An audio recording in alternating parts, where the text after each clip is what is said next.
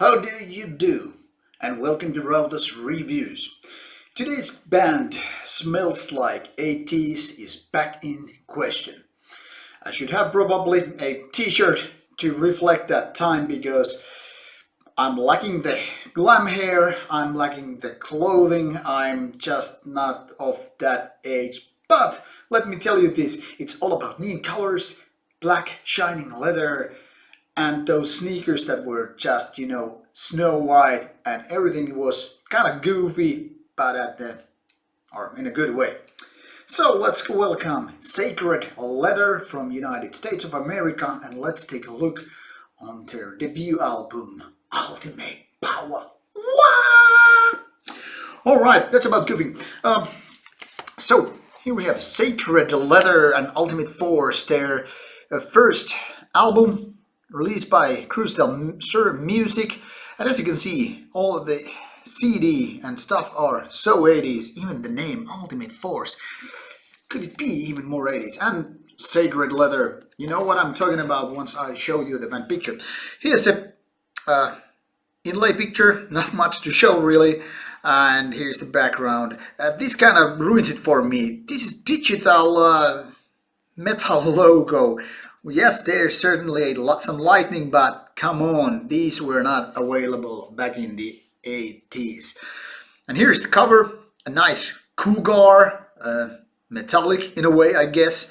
Kind of 80s, nice vibe here, totally contributing to the band. And now the band picture. I kind of like it, but to me this is more like 90s, I don't know, black trash or something like that. Where is the shortcut? Front hair, Prustiges and all that stuff. And by the way, dudes were not that much covered in tattoos back in the day, so this is a kind of a style mistake. But let's just forgive this band and let the music talk for itself. Inside, this really reminds me mid-80s inside layout, basic black and white stuff, no pictures, no badass fonts or whatsoever, just, kind of a stuff. And to, end it all, let's put all together the cougar, the logo, and the, digitalized image there. So, as you can guess by now, Sacred Leather is all about 80s music. And it's 80s heavy metal, not kind of a glam rock or anything that, even though I was kind of implying to that direction. It's not even black metal, there's no thrash metal, even though some sites at least kind of put this on a thrash heavy genre, but in my opinion Ultimate Force doesn't show a single sign of thrash metal. It's kind of all, just heavy metal, the way it was kind of meant to be or born to be.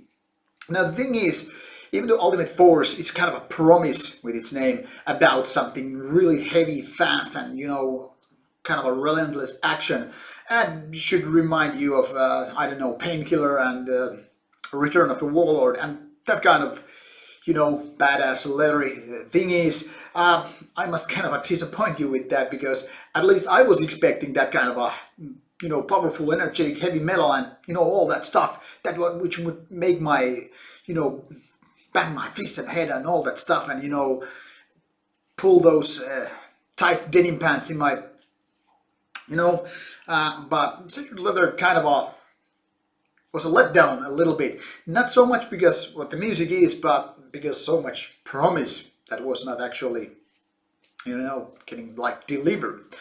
Now, what Sacred Leather and Ultimate Force eventually is kind of a easygoing, even a little bit laid back heavy metal. That is, no fast tempo, no super energetic pounding or all that.